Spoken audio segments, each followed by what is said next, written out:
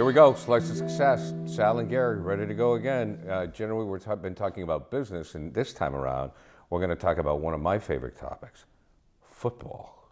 And we're going to talk about how sports and football has enabled you to be so successful just in life, period. Question off the top, Sal, do you remember your first tackle? Well, you know what? I've never been asked that question. It goes all the way back to Pop Warner. I'm sure. You know, but I probably don't remember my first tackle. Big play, interception, sack? Listen, I was a defensive lineman. I promised there was no interception. Oh, okay, all right. No Vince Wilfork pick and, run, nothing like that? No, but I started playing football at a young age. For me, and I only speak for me, because you can find that same ability, you can find that same tenacity, you can find those same great lessons in life in all sports, but also arts and entertainment. If you're passionate about something, you'll get the same lessons that I learned in football as you did in entertainment or music or whatever it was. I don't care Theater, what you do. Doesn't matter, yeah. If you dedicate yourself and you give it everything, well, then it's the same as what I did on the football field as what somebody did in theater. Did you have a pregame routine? Did you have something that you did that carried over to life? Athletes, I'm sure, in arts and entertainment and things like that, we're kind of superstitious. You think? Cats, so to speak. Hockey players especially. Yeah, same thing. All sports. Yeah. Really, anything that you're passionate about. Right. I don't care if you play chess. You have a routine. You Right. wear the same clothes. You wear the same. Your watch is on the left side, not the right side. Whatever it is, you have a routine. And for me, I did have a routine. And as you start to get in your journey and you get better and better at it, you think it's part of the routine psychologically that made you better and better. So I don't want to change the routine. Like every time I do this, I have a good game, or every time I do this, we win. Don't change it. Whether it's the shoes or the food you eat before the game. Please believe me, Gary, from the bottom of my heart, for me it was a little different. For me, I had to look in the stands and I had to see my mother and father. Yeah. Please believe me, when I was kind of a nervous kind of a cat, and I was always the captain of my team, I was always a starter. From this big, it was just he touched, I was blessed, he touched me. And he gave me something a little special. For me, it was football. For other people, it could be math, it could be hockey, whatever it was. For me, he allowed me to excel in football. But I have to tell you, I had to look in the stands and I had to see my mother and father. When I saw my mother and father, it was a sense of calmness that came over me.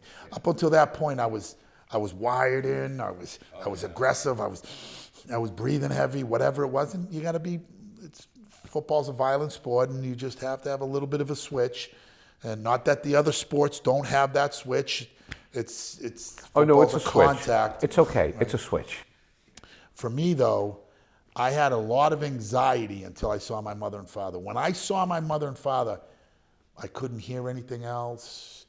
All that anxiety went away. Was there ever a game they couldn't make? Never.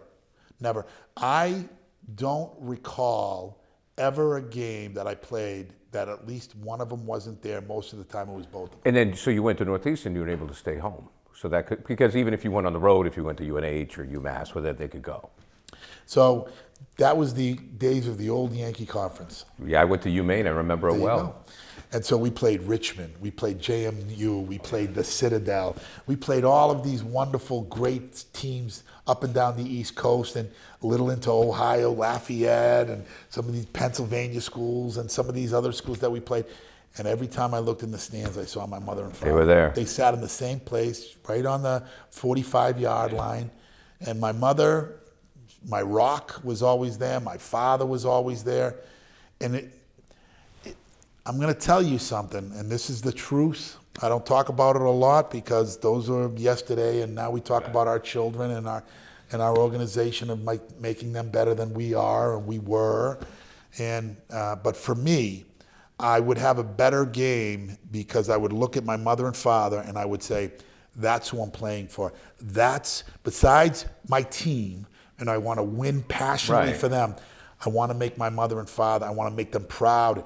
And when you're a young man, 12, 13, 14, 15, 16, all the way to when I was 20 years old, still playing football, I wanted to inspire them. I wanted to make them proud, and I gave everything. But for me, my motivation, remember I told you about motivation in all forms. As a young man, my motivation was my mother and father when I played sports. Were you ever afraid on the football field? Never, because I started as a freshman at Northeastern University. Wow. Yeah, I was a true freshman at nose guard. Maybe the most challenging position on the field. I don't say the toughest or the best. Who wants to listen to the quarterbacks or the linebackers to, tell me how tough they are? I worked with Fred Smerlis. I understand. He was, I remember when I was a kid, he was my idol. Oh, the man. Yeah, Freddie said, but I mean, no, the abuse you take is constant. It's something to be said. Are you in pain today because of it? Yeah, I've had both hips replaced, 2 back surgeries, a knee surgery, torn rotator cuff. I've had both hips replaced by the time I was 50 years old. During the 80s when I played, I would be doubled and triple teamed by the average lineman was 285, 300 pounds. Right. So they twisted me like a pretzel. Right. So I was very passionate. You were relentless. I was relentless. I was very passionate about the sport because it had given me everything at that point. Well, it gave you education. Well, it gave me an opportunity to be better than I was before I got to college. It gave me a path to be as great as I could. It gave me an opportunity to succeed for my family. And that's why, Gary, I'll look you right in your eyes. Every single play, every single game, every single practice, every single chalkboard, I gave that game everything I had to give. I never left anything off the field. I gave you everything. And so when I finally decided not to play football anymore, and I had a workout for the Jets, and I had a workout for Miami, and I played football in Italy, and there was a real path for me.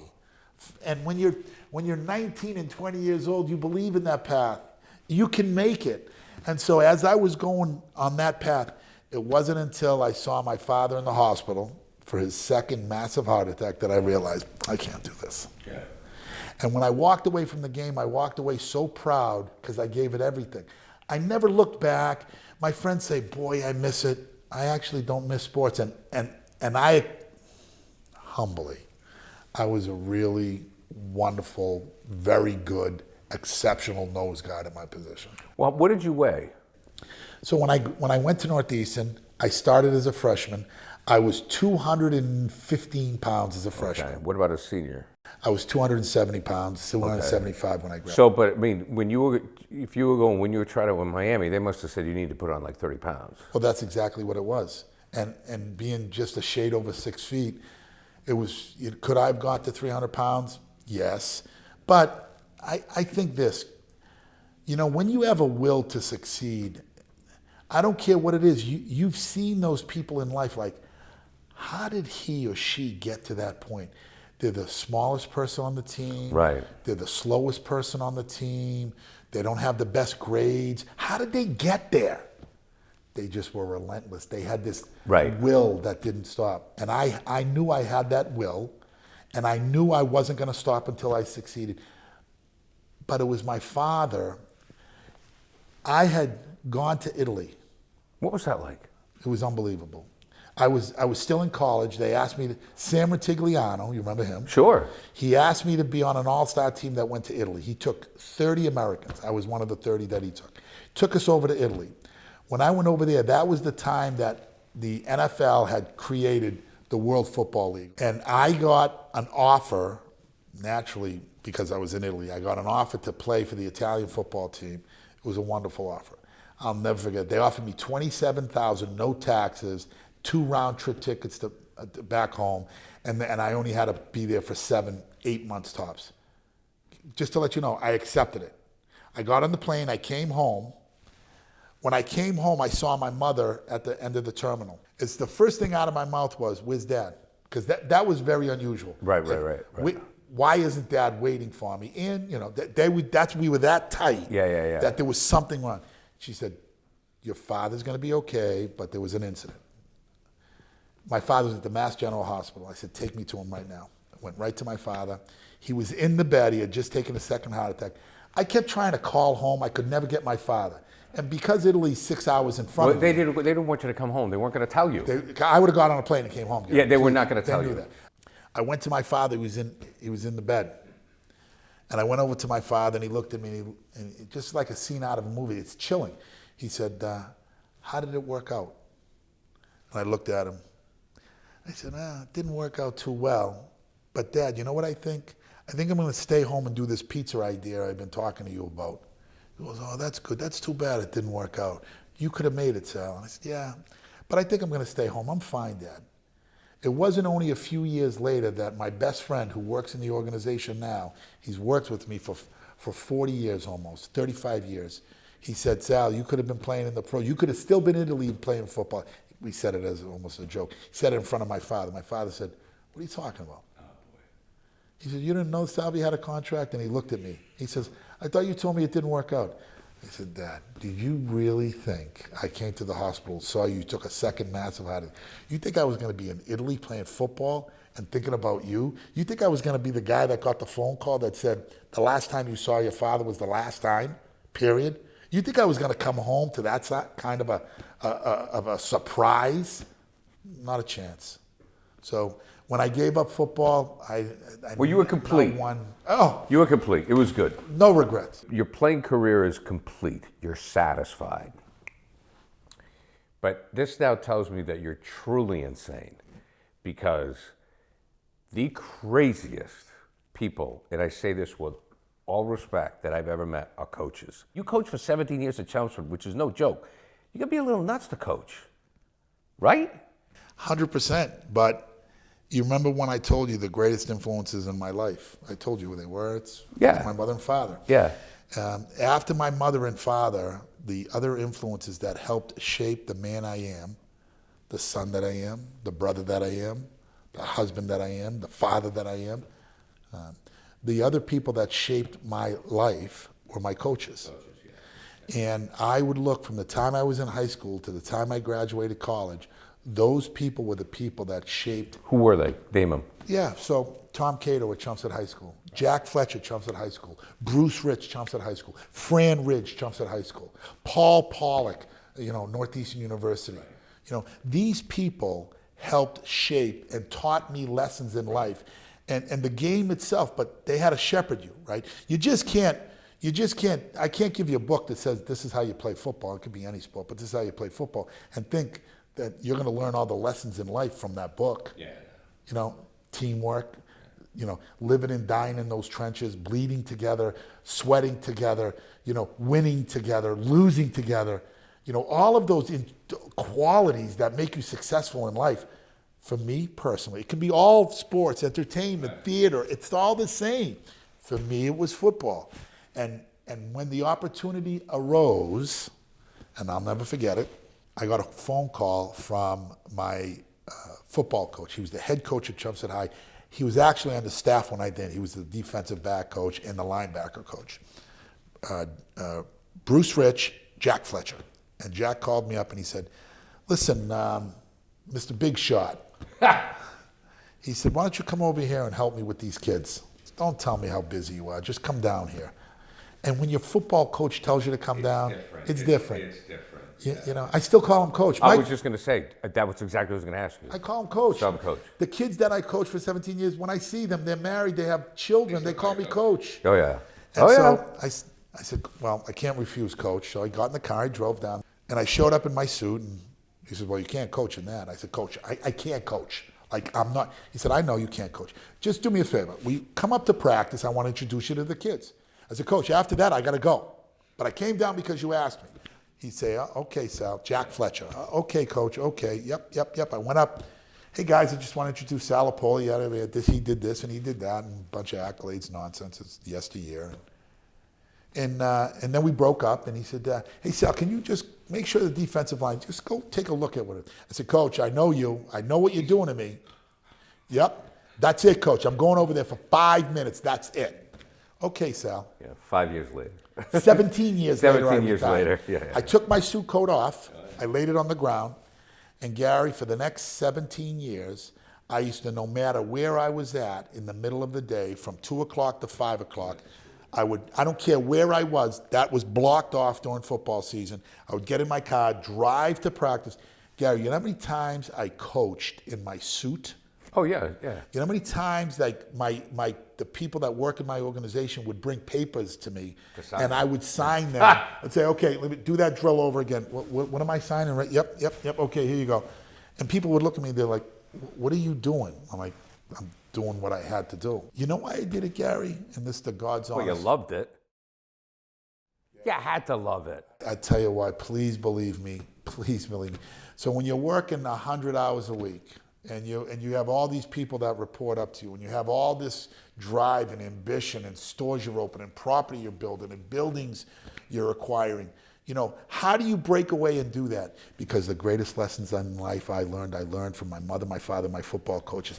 And as I was coaching these kids, I saw that I was penetrating them. Like, I could see it in their eyes. Right, you could I reach could them. see that the clock starting to change, the dial was changing.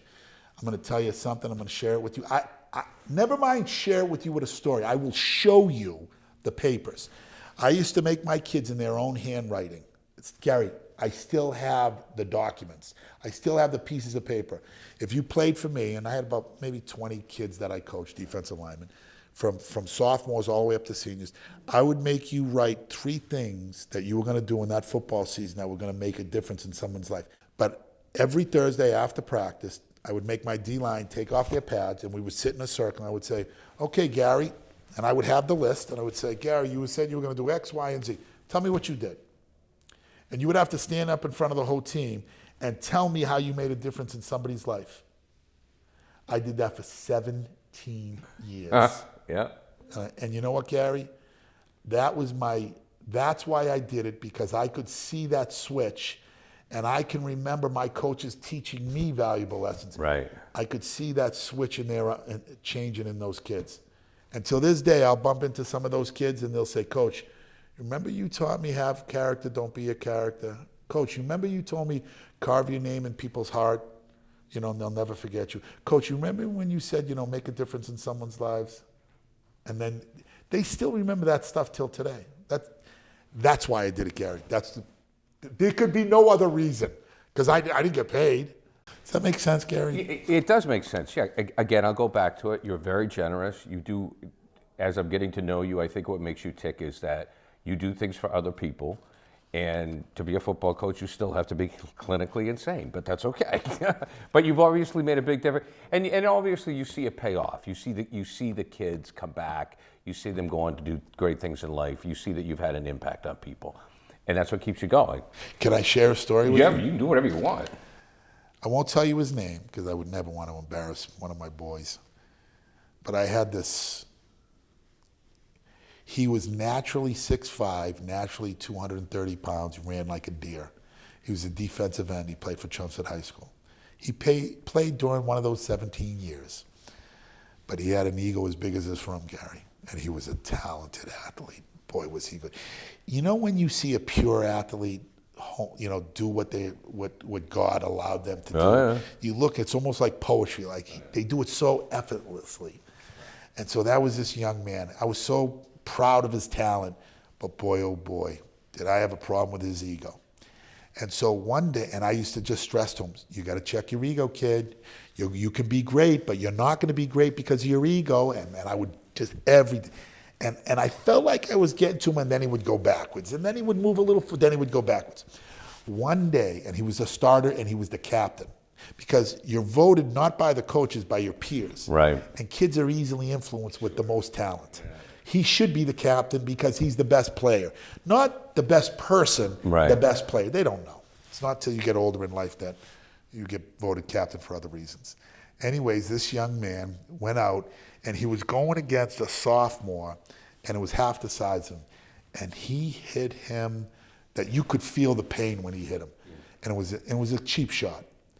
And I'm going to change his name. Let's say it was Matt. Right. I said, Matt, get over here. I screamed. I stopped practicing. Get over here. I said, stand right next to me. Watch this. First of all, you're not going to play this week. You're going to sit next to me, stand next to me the whole game. You're not going to play because that was a cheap effort. Watch this. Joe Smith, get in the game.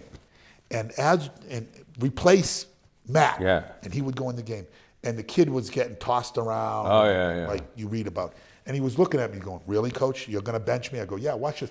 Watch this. You see how the game is continuing and you're not in the game? Right. You see? You don't matter. You think you're a big tough guy. You think you're a big jock. Watch this. You don't matter. You see that kid's in the game? He's going to start. And then no matter what happens, you're not going to play. And you're going to watch him. And you're going to watch your team struggle because you're not out there. And you know why? Because you want to be a tough guy. You want to have an ego this big. Right. So watch your team suffer because of you. Right. And you're going to stand right next to me. Because right now, you see how the practice is continuing and you're not in there? Right. You don't matter, but you think you do. And so here it came that Friday Night Lights, just like you see on TV. Yeah.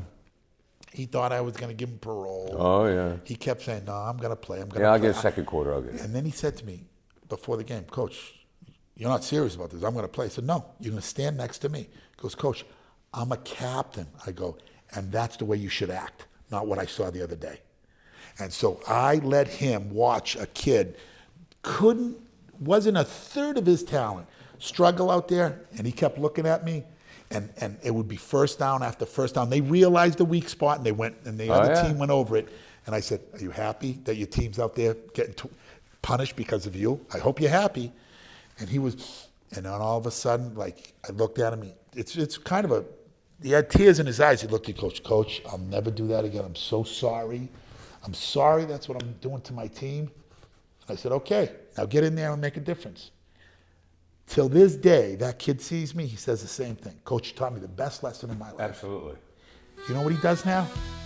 He's a football coach. It's a great story. That is a great story, and it's a great way to end. Sal, until next time, my friend.